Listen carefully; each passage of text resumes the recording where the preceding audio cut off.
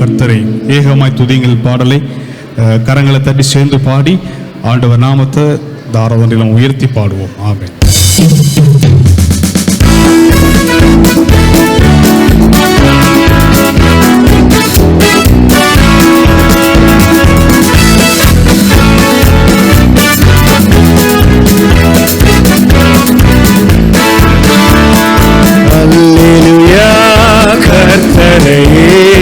ஏகமாய் துதியுங்கள், அவர் நடத்தும் செயல்களெல்லாம் பார்த்தோரை துதியுங்கள். வல்லமையாய் இனி செய்யும் வல்லோரை துதியுங்கள். எல்லோரையும் ஏற்றுக்கொள்ளும் இயேசுவை துதியுங்கள். ராஜாதி ராஜனாம் இயேசுராஜன் பூமியில் ஆட்சி செய்வார்.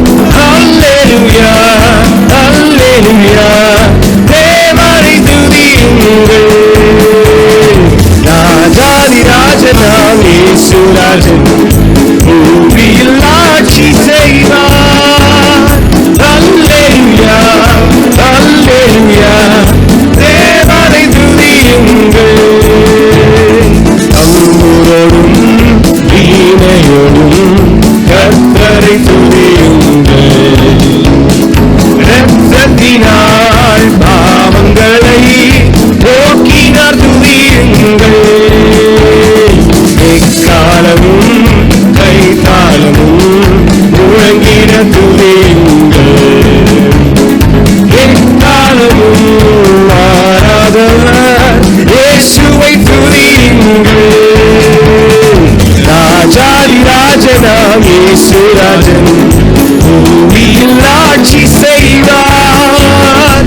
அல்லேலூயா அல்லேலூயா, தேவனை துதியுங்கள். ராஜாதி ராஜனாம் இயேசுராஜன் பூமியில் ஆட்சி செய்வார். அல்லேலூயா அல்லேலூயா, தேவனை துதியுங்கள். சூரியனே சந்திரனே, தேவனை துதியுங்கள்.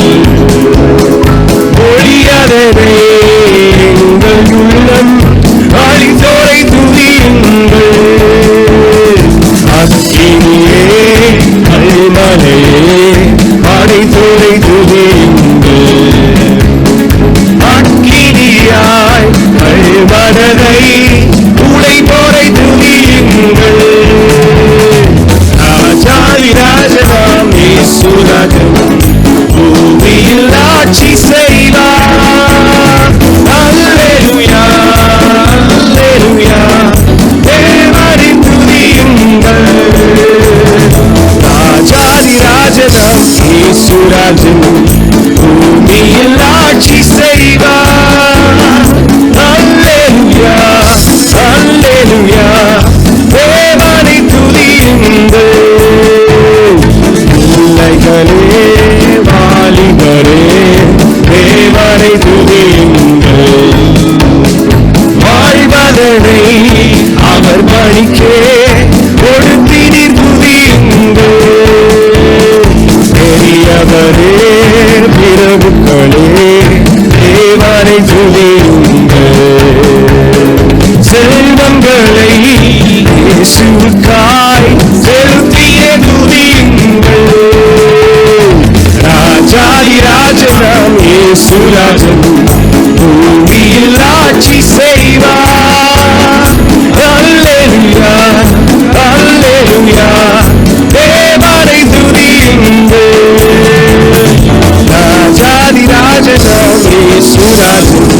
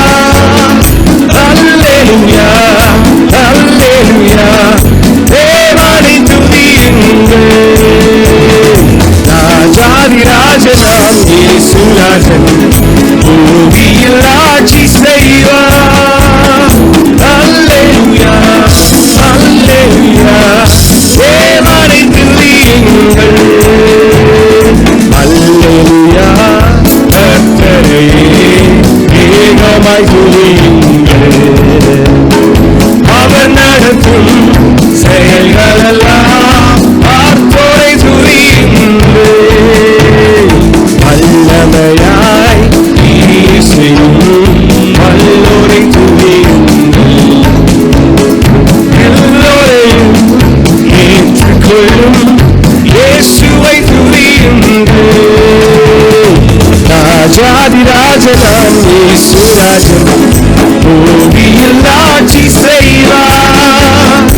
அல்லேலூயா அல்லேலூயா தேவனை துதியுங்கள். ராஜாதி ராஜனாம் இயேசு ராஜன் பூமியில் ஆட்சி செய்வார். அல்லேலூயா அல்லேலூயா தேவனை துதியுங்கள். அல்லேலூயா அல்லேலூயா தேவனை துதியுங்கள். அல்லேலூயா அல்லேலூயா தேவனை துதியுங்கள்.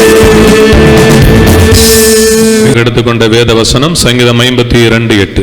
நானோ தேவனுடைய ஆலயத்தில் பச்சையான ஒலிவ மரத்தை போல் இருக்கிறேன். அல்லேலூயா. எல்லாரும் சேர்ந்து சொல்லலாமா? நானோ தேவனுடைய ஆலயத்தில் பச்சையான ஒலிவ மரத்தை போல் இருக்கிறேன். இந்த சங்கீதத்தை தாவீது எழுதியிருக்கிறான். வேத வசனங்கள் ஒவ்வொரு வசனத்திற்கும் ஒரு பின்னணி இருக்கிறது. தாவீது இந்த வசனத்தை எழுதினான். இந்த சங்கீதத்தை பாடினவன் தாவீது. எந்த சூழ்நிலையில் பாடினான் என்று சொன்னால், தோவேக் என்கிற ஏதோமியன். ஏதோமியர் யார் என்றால் இஸ்ரவேலருடைய சகோதரன், ஏசாவுடைய வம்சம். அந்த ஏதோமியனாகிய தோவேக்கு தாவீதை காட்டி கொடுத்தான். தாவீது அவன் சவுலுக்கு ஓடி ஒளிந்து அகிமெலேக்கு வீட்டுக்கு போகிறான். அப்படி வீட்டுக்கு அகிமெலேக்கு இடத்துக்கு போன பொழுது தாவீது இங்கே இருக்கிறான் என்று சொல்லி அவனை காட்டி கொடுத்தான். தாவீதை குறித்து தப்பு தப்பாக தவறுதலாக இந்த தோவேக்கு பேசுகிறான். இந்த பின்னணியத்தில் தான் இந்த சங்கீதம் எழுதப்பட்டிருக்கிறது. ஒவ்வொரு பரிசுத்தவான்களுடைய வாழ்க்கை, தேவனுடைய வார்த்தை நமக்கு பிரயோஜனமாக, நம்முடைய ஆசீர்வாதத்திற்காக, நம்முடைய வாழ்க்கைக்காக எழுதப்பட்டிருக்கிறது. ஆண்டவருடைய வார்த்தை. எனவே ஆண்டவருடைய வார்த்தைக்கு நீங்க முக்கிய இடம் கொடுங்க, சத்தியத்தை கவனிங்க. இந்த மனிதன் காட்டி கொடுக்கிறான், போட்டு கொடுக்கிறான், குறை சொல்லுகிறான். உலகத்தில் மனிதர்கள் பொறாமையினால ஒரு மனிதனை பிடிக்கவில்லை என்றால் ஸ்தோத்திரம், பிடிக்கலன் ஆகாதவன் என்றால் என்னமும் அவர்கள் செய்கிறார்கள். எல்லா காரியத்தையும் செய்கிறார்கள். மாமியார் உடைத்தால் மண்குடம், மருமகள் உடைத்தால் பொன்குடம் என்று உலகத்தில் சொல்லப்பட்ட பழமொழி பொடி. ஒரு மனிதனை ஒருவனுக்கு பிடிக்கவில்லை என்றால் அவனை குறித்து பல விதங்களில் பேசுவார். மனிதர்கள் குறைவுள்ளவர்கள் தான். இந்த தோவேக்கு தாவீதை குறித்து சவுல் தப்பு தப்பா பேசுகிறான். தாவீது அதை குறித்து எழுதுகின்ற பொழுது, கபடமுள்ள நாவே நீ சங்கரிக்கப்படுவாய். அவன் எழுதுகிறான், கபடமுள்ள நாவே, 4வது வசனம், சங்கரிக்கும் சகல வார்த்தைகளை நீ விரும்புகிறாய். 5வது வசனம், தேவன் உன்னை என்றென்றைக்கும் இராதபடி அழித்து போடுவார். அவர் உன்னை பிடித்து உன் வாசஸ்தலத்திலிருந்து பிடுங்கி நீ ஜீவனுள்ள தேசத்தில் இராதபடி உன்னை நிர்மலமாக்குவார். அந்த ஏதோமியர்கள் இவங்க ஏசா வம்சம்தான், இஸ்ரவேலருக்கு பங்காளி. ஆனால் இந்த ஏதோமியர் எப்பொழுதுமே இஸ்ரவேலருக்கு எதிராகவே செயல்படுவார்கள். எனவே தேவ கோபம் தேவ ஜனங்களுக்கு எதிராக எழும்பின இந்த ஏதோமியர் மேல் உண்டானதாக பார்க்கிறோம். எனவேதான் ஆண்டவர் சொல்லும்போது உபதியா புஸ்தகம் ஒரு அதிகாரம் உடையது. அங்கே ஏதோமியரை குறித்து சொல்லப்பட்டிருக்கிறது. நீ வானத்துல போய் வீட்டை கட்டினாலும் அங்கே இருந்து நான் என்ன செய்வேன், பிடிச்சு கீழே தள்ளுவேன். நட்சத்திரங்களுக்குள்ளே உன் கூடுகளை கட்டினாலும், நீ கழுவை போல உயரப்போனாலும் நட்சத்திரங்களுக்குள்ளே உன் கூட்டை கட்டினாலும் அவ்விடத்திலிருந்து உன்னை விழ தள்ளுவேன் என்று இந்த ஏதோமியரை குறித்து ஆண்டவர் சொன்னார். இந்த ஏதோமியரை மேல ஆண்டவருக்கு பயங்கர கோபம். காரணம் என்னவென்றால், எப்பொழுதும் தேவ பிள்ளைகளுக்கு எதிராகவே செயல்பட்டுக் கொண்டிருக்கிறவன். எப்பொழுதும் தேவ பிள்ளைகள், சில ஆட்கள் இருக்காங்க எப்பொழுதும் தேவ பிள்ளைகள் எதிராகவே ஏதாவது பேசிக்கிட்டு இருப்பாங்க. சில ஆட்கள் இருக்காங்க எப்பொழுதும் ஊழியக்காரருக்கு எதிராக எதையாவது பேசிக்கிட்டு இருப்பாங்க. அவங்களுக்கு பொழுதுபோக்கே அதுதான். ஸ்தோத்திரம். அதான் கபடமுள்ள நாவு என்று சொல்லப்பட்டிருக்கிறது. பிரியமான தேவ பிள்ளைகளே, அப்போ தாவீது இதை சொல்லிட்டு என்ன சொல்லுகிறான் என்று சொன்னால், அந்த 7வது வசனத்தில் அவன் சொல்லுகிறான், சங்கீதம் 52:7, இதோ தேவனை தன் பலனாக எண்ணாமல் தன் செல்வ பெருக்கை நம்பி தன் தீவனையில் பலத்து கொண்ட மனுஷன் இவன் தான். ஏதோமியர் என்றால் மாம்சம். அப்போ அவன் பணத்துக்காக, எதற்காக? பணத்துக்காக தாவீதை காட்டி கொடுக்கிறான். சவுல்ட்ட நிறைய பணம் வாங்குறான். பணத்துக்காக சவுலை அவன் காட்டி கொடுக்கிறான். பணம் தான் அவனுக்கு நோக்கம், குறிக்கோள். மாம்ச பிரகாரமான அந்த வாழ்க்கை, பணத்தின் மேல் அவனுக்கு அவ்வளவு ஒரு வெறி இருக்கிறது. அப்ப ஆண்டவர் அவன் நம்பல. கர்த்தரனை ஆசீர்வதிப்பார். குறுக்கு வழியில, தவறான பாதையில பண சம்பாத்தியம் என்பதற்கு அவன் முயற்சி எடுக்கிறதை பார்க்கிறோம். அதான் தாவீது அவனை பற்றி சொல்லுகின்ற பொழுது, தேவனை தன் பலனாக இல்லாமல் தன் செல்வ பெருக்கை நம்பி என்று அவன் எழுதுகிறான். நீ பணத்தின் மேல் ஒரு நம்பிக்கை போனது துவக்க, ஆனா நீ சங்கரிக்கப்படுவாய். நானோ என்று சொல்கிறான், நானோ தேவனுடைய ஆலயத்தில் பச்சையான ஒலிவ மரத்தை போல இருக்கிறேன். தேவனுடைய கிருபையை என்றென்றைக்கும் நம்பி இருக்கிறேன். ஹல்லேலூயா. நீங்கள் தேவனுடைய ஆலயத்தில் பச்சையான ஒலிவ மரமா? பிரியமான தேவ பிள்ளைகளே, இந்த காலை உங்களை பார்த்து கேட்டுக்கொள்ளுங்கள். நீங்கள் ஆலயத்தில் பச்சையான ஒலிவ மரத்தை போல இருக்கிறீர்களா? தாவீது சொல்கிறான், நான் தேவனுடைய ஆலயத்தில் பச்சையான ஒலிவ மரம். ஒலிவ மரத்துக்கு அநேக சிறப்புகள் இருக்கிறது. ஒலிவ மரத்தின் சிறப்புல ஒரு சிறப்பு, அதனுடைய இலைகள் எப்பொழுதும் பச்சை, எவர்கிரீன். ஒலிவ மரத்தினுடைய இலைகள் எப்பொழுதும் எப்படி இருக்குமா? பச்சையா இருக்கும். வெயில் காலமானாலும் மழை காலமானாலும் எல்லா காலத்திலும் ஒலிவ மரத்தினுடைய இலை பச்சையாக இருக்கும். செழுமை, கொழுமை. Price the Lord. ஹல்லேலூயா, ஹல்லேலூயா. இந்த நியாயாதிபதிகள் 9ஆம் அதிகாரம் 9வது வசனத்தில் வாசிக்கிறோம். இந்த ஒலிவ மரத்தை தங்களுக்கு ராஜாவாக்க எல்லா மரங்களும் நினைத்தது. எல்லாம் கூப்பிட்டுச்சான், ஒலிவ மரமே நீ எங்களுக்கு ராஜாவாயிரு. அதற்கு ஒலிவ மரம், தேவர்களும் மனுஷரும் புகழ்கிற என்னில் உள்ள என் கொழுமையை நான் விட்டு மரங்களை அரசால போவேனோ என்றது. நான் ஒரு நல்ல மரம். இங்க என்ன அப்படின்னா, இது ஒரு ஆவிக்குரிய சத்தியம் இருக்கு. என்ன சத்தியம்னா, மரங்களை அரசால என்பது அது உலக பிரகாரமான அந்த அரசாங்கம், மாம்ச ரீதியான வாழ்க்கை, மாம்ச பிரகாரமான ஒரு காரியம், உலக காரியம். ஆவிக்குரிய காரியத்தை நான் வந்து தேவர்களும் மனுஷரும் புகழ்கிற எண்ணில் உள்ள என் கொழுமை விட்டு நான் ஒரு ஆவிக்குரியவன். ஒலிவ மரம் ஒரு ஆவிக்குரிய வாழ்க்கை குறிக்கிறது. நான் ஆவிக்குரிய வாழ்க்கை விட்டு உலக வாழ்க்கைக்கு நான் போவேனோ என்றுதான் அந்த ஒலிவ மரம் கேட்கிறது. அப்ப ஒலிவ மரம் ஆலயத்தில் இருக்க வேண்டிய ஒலிவ மரம் உலகத்தில் இருக்காது. Praise the lord. ஆமென். ஆலயத்தில் இருக்க வேண்டியது ஒலிவ மரம். எங்க இருக்க வேண்டியது? ஆலயத்தில் இருக்க வேண்டியது. ஆலயத்தில் இருக்க வேண்டிய ஒலிவ மரம். தாவீது சொல்கிறான், நானும் தேவனுடைய ஆலயத்தில் பச்சையான ஒலிவ மரத்தை போல் இருப்பேன். பச்சை, கொழுமை, செழுமை, கனி கொடுக்கிற ஒரு அனுபவத்தை குறிக்கிறது. எப்பொழுதுமே கனி கொடுக்கிறது. இந்த ஒலிவ மரத்துக்கு நிறைய சிறப்புகள் உண்டு. அதுல ஒரு சிறப்பு என்னவென்று சொன்னால், இந்த ஒலிவ மரம் வறட்சியான இடங்களில் நல்லா வளருமா. பள்ளத்தாக்கு, கற்கள் உள்ள வளர்ச்சி, அந்த வறட்சியான இடங்களில் வளரும், தண்ணீர் உள்ள இடத்தில வளரும். எந்த இடத்திலும் இந்த ஒலிவ மரம், அந்த இஸ்ரேல் நாடு சுற்றில் இருக்கிற நாடுகள் மத்தியில் ஒலிவ மரம் என்பது ஸ்பெஷல். அந்த ஒலிவ மரம் அது வளர்ச்சி அடையும். Price the Lord. ஹல்லேலூயா. ஆமென் சொல்லுங்க. ஹல்லேலூயா, ஹல்லேலூயா. ஆண்டவர் நல்லவர். எல்லா இடத்திலும் அது வளரும். எந்த சூழ்நிலையிலும் அது வளர்ந்து அது கனி கொடுக்குமா. Price the Lord. எல்லா சூழ்நிலையிலும் வளரும். எனவேதான் ஏசாயா தீர்க்கதரிசியின் புத்தகத்தில் வாசிக்கிறோம் 27:6 யாக்கோபு வேர் பற்றி இஸ்ரவேல் பூத்து காய்த்து பூமியை பலனால் நிரப்பும் காலம் வரும். யாக்கோபு வேர் பற்றி இஸ்ரவேல் பூத்து காய்த்து உலகத்தை பலனால் நிரப்பும் காலம் வரும். அப்ப ஆண்டு யாக்கோபு இஸ்ரவேல் யார்? தேவ பிள்ளைகள். தேவ பிள்ளைகள். உங்களால் சபைக்கு பலன் வர வேண்டும். உங்களால் சபை வளர்ச்சி அடைய வேண்டும். உங்களால் சபை பெருக வேண்டும். சபையில் எடுக்கிற எல்லா திட்டங்கள், முயற்சிகள் எதற்காக? ஆண்டவருடைய பிள்ளைகள் ஒவ்வொருவரும் நீங்கள் உணர்ந்து கொள்ள வேண்டும். சபை வளர்ச்சிக்காக அநேக திட்டங்களை நம்ம முன்னெடுக்கிறோம், அநேக காரியங்களை செய்கிறோம். எல்லாமும் காரணம் தேவ ராஜ்யம் வளர்ச்சி அடையும்படியாக. அப்போ ஒலிவ மரம் என்று சொல்கின்ற பொழுது, நானும் தேவனுடைய ஆலயத்தில் பச்சையான ஒலிவ மரம் என்றால், நான் தேவனுடைய ஆலயத்துக்காக, தேவனுக்காக நான் எப்பொழுதும் ஒரு கனி கொடுக்கிற அனுபவத்தோடு நான் வளருவேன். என் வாழ்க்கை தேவனுக்காக, தேவ ஆலயத்துக்காக பிரயோஜனமாய் இருக்கும் என்று சொல்லி தாவீது சொல்கிறான். நல்லா கவனிக்கணும். பல சத்தியங்களை சொல்லுகிறேன் வேகமாக. ஒலிவ மரத்தினுடைய சிறப்புகளை வைத்து அதனுடைய பலன்களை உங்களுக்கு நான் சொல்கிறேன். ரோமர் 11ஆம் அதிகாரம் 16 முதல் 25 வரைக்கும் அப்போஸ்தலனாகிய பவுல் ரோமருக்கு எழுதின நிருபம் 11ஆம் அதிகாரம் 16 முதல் 25 வரை வாசிக்கும் பொழுது அங்கே ஒலிவ மரத்தை இரண்டாக பிரிக்கிறார். ஒன்று காட்டு ஒலிவ மரம், இன்னொன்று நாட்டு ஒலிவ மரம் என்று அவர் பிரிக்கிறார். மேலும் முதற் பலனாகிய மாவானது பரிசுத்தமாயிருந்தால் பிசைந்த மா முழுவதும் பரிசுத்தமாயிருக்கும், வேறானது பரிசுத்தமாயிருந்தால் கிளைகளும் பரிசுத்தமாயிருக்கும். இந்த வேத வசனத்தை நீங்கள் புரிந்து கொள்ளணும். நிறைய பேர் இந்த வேத வசனத்தை நீங்க வாசித்திருக்கலாம், வாசித்து புரியாமல் இருக்கலாம். சிலர் நீங்க இந்த நிருபத்தையே வாசிக்க வந்த பைபிள் இந்த வசனமே தெரியாதவர்களாக இருக்கலாம். நீங்கள் எப்படிப்பட்டவர்களாக இருந்தாலும் இப்பொழுது இந்த வசனத்தை நீங்கள் கவனியுங்கள். 17வது வசனம், ரோமர் 11:17. சில கிளைகள் முறித்து போடப்பட்டிருக்க காட்டொலிவ மரமாகிய நீ அவைகள் இருந்த இடத்திலே ஒட்ட வைக்கப்பட்டு என்று வேதம் சொல்கிறது. Price the Lord. நீங்கள் நானும் காட்டு ஒலிவ மரம், காட்டு ஒலிவ மரம், பிரஜாதிகள், இயேசுவை அறியாதவர்கள். அப்போ அந்த உண்மையான ஒலிவ மரம் யார் என்று சொன்னால் இஸ்ரவேல் ஜனங்கள். அல்லேலூயா.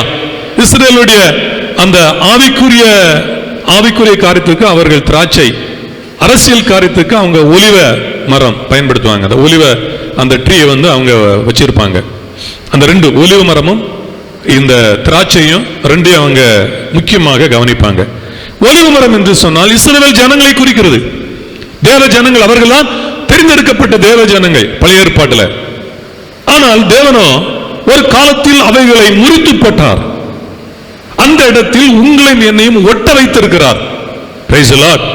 ஏன் முறித்து போட்டார்? முறித்து போட வேண்டிய அவசியமில்லை. முறிக்க கூடாதவர்கள். ஏன் ஆண்டவர் முறித்தார்? யோவான் 1ஆம் அதிகாரம் 12 வாசிக்கிறோம். அவரோ தமக்கு சொந்தமானதில் வந்தார், அவருக்கு சொந்தமானவர்களோ அவரை ஏற்றுக்கொள்ளவில்லை. யோவான் 1:11. இயேசுவை மேசியாவாக, கடவுளாக அவர்கள் அங்கீகரிக்கவில்லை, ஏற்றுக்கொள்ளவில்லை. அதனால் தேவன் என்ன செய்தார்? அவர்களை விட்டுவிட்டு புறஜாதிகளிடத்தில் வந்தார். உங்களிடத்தில் என்னிடத்தில் வந்தார். உங்களிடத்தில் என்னிடத்தில் அப்போஸ்தலர்களை அனுப்பினார், ஊழியக்காரர்களை அனுப்பினார். எதற்காக? நீங்களும் நானும் அந்த ஒலிவ மரத்தில் ஒட்ட வைக்கப்படுவதற்காக. அந்த வாக்கு தத்துவம், அந்த உடன்படிக்கை, அந்த ஆசீர்வாதங்களுக்கு நாம் பங்குள்ளவர்களாய் மாறுவதற்காக. நம்ம சாபத்தில் இருந்தோம், உடன்படிக்கைக்கு அந்நியராக இருந்தோம். அப்போஸ்தலனாகிய பவுல் இது எபேசியருக்கு எழுதும் பொழுது இன்னும் கொஞ்சம் தெளிவாக எழுதுகிறார். இந்த வேத வசனம் அங்கே தெளிவாக எழுதுகிறார். எல்லா நிருபங்கள்ல அப்போஸ்தலனாகிய பவுல் எழுதும் போது நிறைய நிருபங்கள்ல சத்தியம் ஒண்ணுதான், அங்கே அது சிதறி இருக்கும். நம்ம ஒன்றோடு ஒன்று சேர்க்கணும். அப்போஸ்தலனாகிய பவுல் எபேசியர் நிருபத்தில் எழுதுகிறார். பாருங்கள், அவர் என்ன எழுதுகிறார்? முற்காலத்தில் நீங்கள் யாராயிருந்தீர்கள்? நீங்கள் அந்நியராயிருந்தீர்கள். நீங்கள் வாக்கு தத்துவத்துக்கு எபேசியர் 2 அவைகள் நீங்கள் முற்காலத்தில் இவ்வுலக விளக்கத்திற்கு ஏற்றபடியாகும் கீழ்ப்படியாமல் பிள்ளைகளுக்கு இப்பொழுது கிறிஸ்து ஆகாயத்து அதிகார பிரபுவாகிய ஆவிக்கேற்றபடி நடந்து கொண்டீர்கள். அடுத்தது, நாம் எல்லாரும் முற்காலத்தில் எப்படி இருந்தோம்? வேற மாதிரி கோபாக்கனின் பிள்ளைகளா இருந்தோம். அடுத்தது ஸ்தோத்திரம். இந்த வசனத்திலையா இன்னொன்னு, வாக்கு தத்துவத்துக்கு உடன்படிக்கை அந்நியர்கள், காணியாட்சிக்கு புறம்பானவர்கள். 4ஆம் அதிகாரத்திலையா ஸ்தோத்திரம். அந்த வசனத்தை வாசிப்போம்.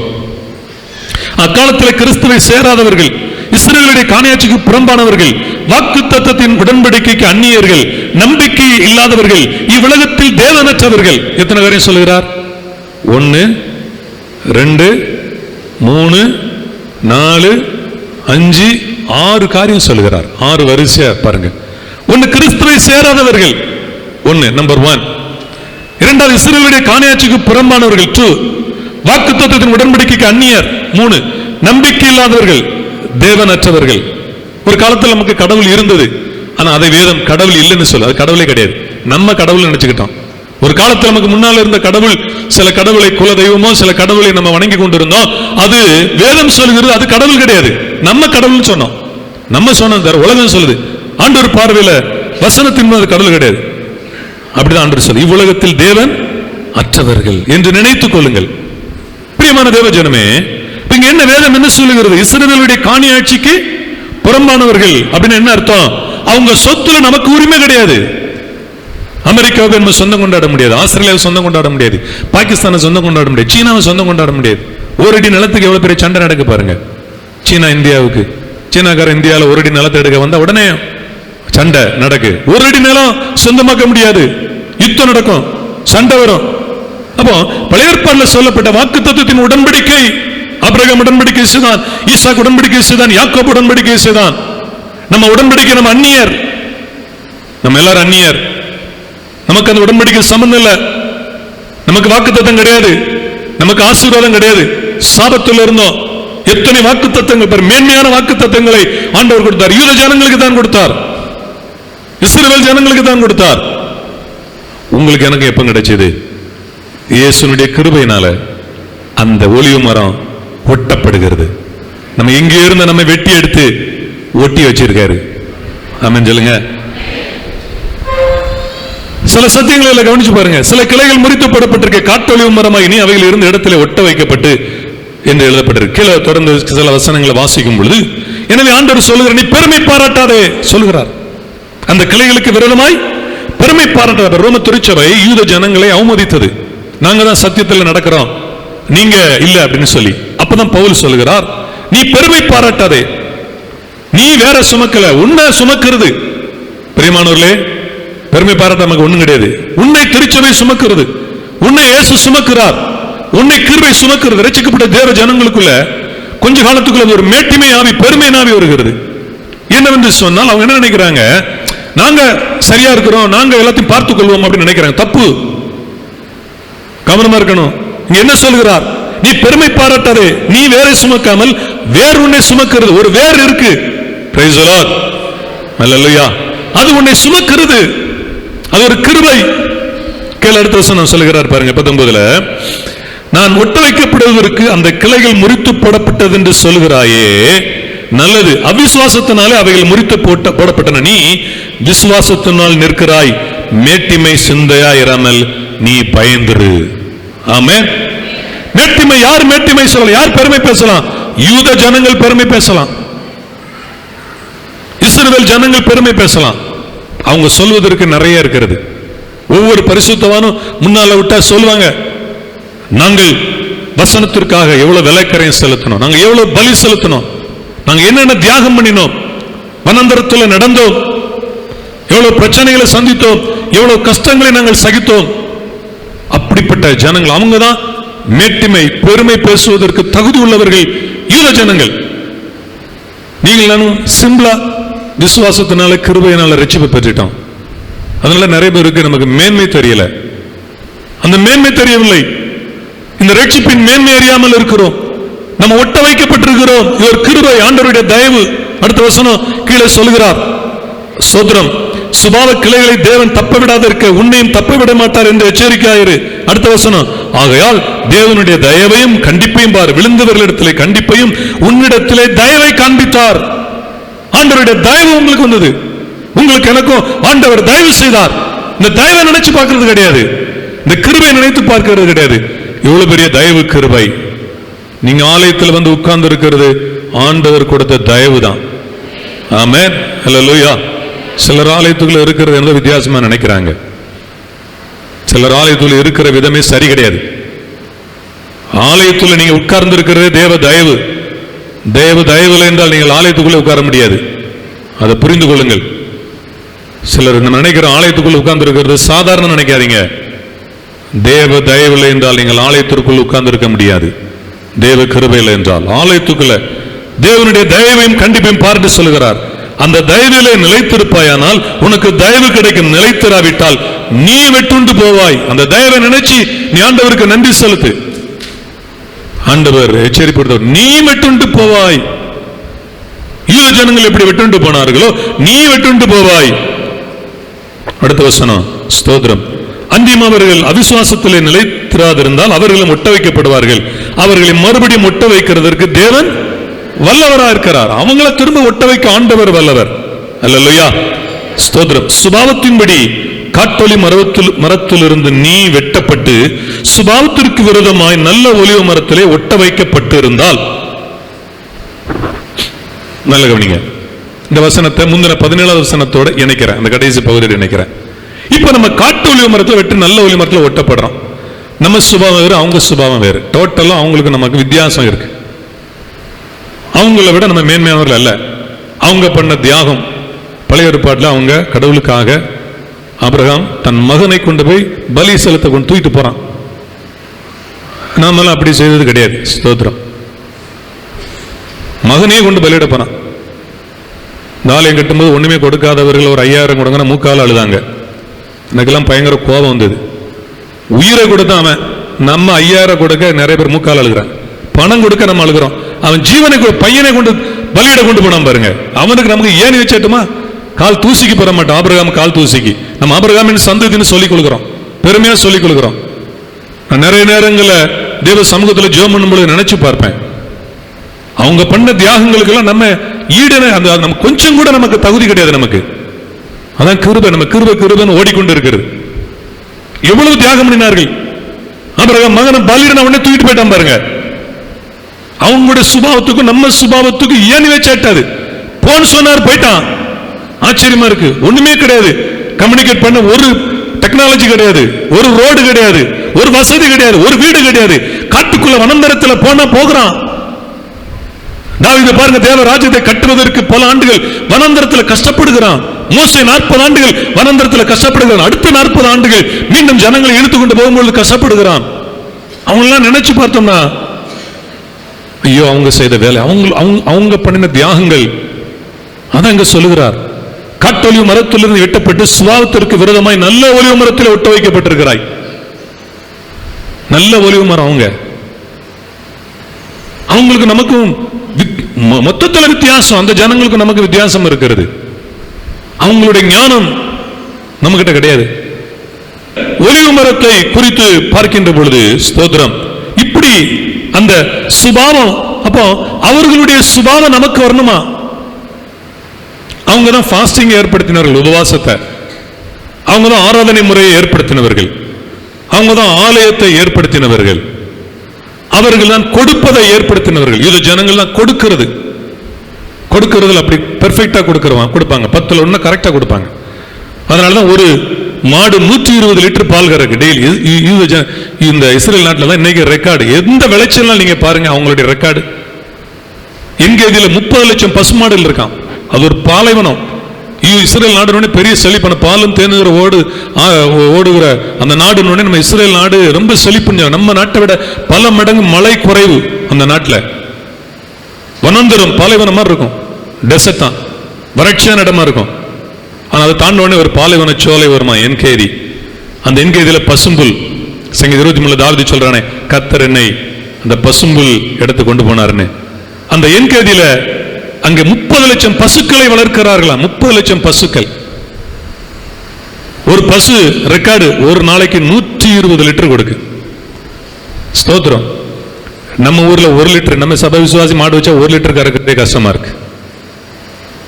நம்ம சபை விசுவாசி மாடு வச்சிருக்காரு, 1 லிட்டர் கறக்கிறதுக்கே ஆடுற மாட்டை ஆடி கறக்கணும், பாடுற மாட்டை பாட்டி கறக்கணும். இவரும் பாடி தான் பார்க்காரு. 1 லிட்டருக்கு மேல கறக்க மாட்டேங்குது. என்ன காரணம்? அவனுக்கே ஆண்டவர் அதை கொடுத்தாரு, அவன் சந்ததிக்கு கொடுத்தாரு. அவங்க முற்பிதாக்கள் தியாகம் பண்ணி கொடுத்தாங்க. 10 ஆடுனா 1 ஆடை கொடுப்பான், 10 மாடுனா 1 மாடை கொடுப்பான், 10 சென்ட் நிலனா 1 சென்ட் நிலத்தை கொடுத்துருவான். அவங்களை எப்படி ஆண்டவர் ஆசீர்வதிச்சாரு, அதெல்லாம் நம்ம கவனிச்சு பார்க்கணும். சும்மா ஆசீர்வாதம் சொல்லிக்கிட்டே இருக்க கூடாது. ஏன்னா அவங்களுடைய சுபாவத்துக்கு நம்ம சுபாவத்துக்கு வித்தியாசமா இருக்குது.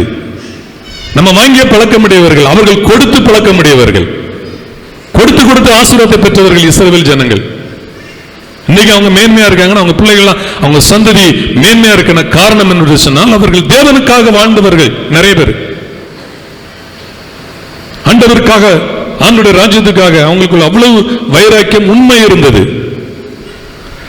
கவனிங்க, இப்படி ஆண்டவர் சொல்லுகிறார். முதலாவது ஒலிவு மரம், காட்டு ஒலிவு மரம் தான். வல்லமை தேவை. கடைசி காலங்களில் சத்துருவை மேற்கொள்ள பிசாசுடைய சோதனை, பிசாசின் போராட்டங்கள், அவைக்குரிய வாழ்க்கையில முன்னேறாதபடி எழும்புகிற போராட்டங்களை மேற்கொள்ள ஆண்டவரே உம்முடைய பலம் வேணும் அப்பா. உம்முடைய வல்லமை தேவை. ஆண்டவருடைய பலம் இல்லாமல், பரிசுத்தாவின் பலம் இல்லாமல் நம்ம முன்னேற முடியாது. பரிசுத்தாவின் வல்லமை இல்லாமல் ஆண்டவரை ஒன்றும் செய்ய முடியாது. இந்த ஆண்டு ஊழியம், எங்கள் திருச்சபை ஊழியங்கள், எங்கள் திருச்சபை ஆராதனைகள், எங்கள் திருச்சபை கூட்டங்கள் எல்லாவற்றிலும் ஆண்டவரே தேவ ஆவியானவர் ஆசீர்வதிக்கிறார்கள். கர்த்தருடைய ஆவியானவர் கிரியை செய்கிறாங்க அப்பா. எங்கள் குடும்பங்களை கிரியை செய்யுங்க, பிள்ளைகள் மேல் கிரியை செய்யுங்க, வியாபாரத்தில் கிரியை செய்யுங்க, தொழிலில் கிரியை செய்யுங்க ஆவியானவரே, வேலையில கிரியை செய்யுங்க. பரிசுத்த ஆவியானவர் யாவர் மேலும் பிரசன்னமா வர ஆண்டவரே, உடைய கிருபையின் சமூகம் நடத்தட்டும் ஆண்டவரே. ஆண்டவரே இந்த வாரம் முழுவதும் நீங்க நடத்துவீராக, ஒரு குறை இல்லாமல் நடத்துங்க ஆண்டவரே. தேவைகள் அதிகமா இருக்கு. அடைப்பட்ட வாசல்கள் திறக்கப்படுவதாக இயேசு நாமத்தினால். பெண்களை கதவுகளை உடைத்து இருப்பு தாழ்பாலை முறிப்பேன் ஆண்டவரே. முறித்து அநேக ஆத்துமாக்களை தாங்க, புதிய ஆத்துமாக்களை தருவீராக ஆண்டவரே. ஜனங்களுக்கு புதிய நன்மைகளை கொடுங்க, புதிய ஆசீர்வாதங்களை கொடுங்கப்பா. சமாதானத்தை கொடுப்பீராக. குடும்பத்தில் இருக்கிற குழப்பங்கள் மாறி போவதாக. குடும்பங்களில் தெய்வ சமாதானம் உண்டாவதாக, ஆளுகை செய்வதாக. ஒவ்வொருவருக்கும் நல்ல கிருபையை கொடுங்க. உடைய சமூகம் நடத்தட்டும் ஆண்டவரே, பிரசன்ன நடத்தட்டும் ஆண்டவரே. அப்பத்தை தண்ணீரை ஆசீர்வதித்து வியாதி துன்பங்களுக்கு விலக்கி காத்துக் கொள்ளுங்க. தேவையெல்லாம் சந்திக்கிற யெகோவா ஈரே, தேவையெல்லாம் சந்தித்து நடத்துகிறாக. உம்முடைய கிருபை யாவரோடு தங்கியிருந்து அற்புதமாய் வழிநடத்த நாங்கள் செபிக்கிறோம். இயேசுவின் நாமத்தில் பிதாவே, ஆமென். நம்முடைய கர்த்தராகிய இயேசு கிறிஸ்துவின் கிருபை, பிதாவாகிய தேவனுடைய அன்பு, பரிசுத்த ஆவியானவருடைய நம் அனைவரோடு கூட சகல பரிசுத்தவான்களோடு கூட நிலைத்திருப்பதாக. ஆமென். சேர்ந்து சொல்லுவோம். என் ஆத்மாவே கர்த்தரை ஸ்தோத்திரி, முழுவதுமே கர்த்தருடைய பரிசுத்த நாமத்தை ஸ்தோத்திரி. என் ஆத்மாவே கர்த்தரை ஸ்தோத்திரி, கர்த்தர் செய்த சகல உபகாரங்களை மறவாதே. ஆமென். God bless you. கர்த்தர் உங்கள் எல்லாரையும் ஆசீர்வதிப்பாராக. ஆமென்.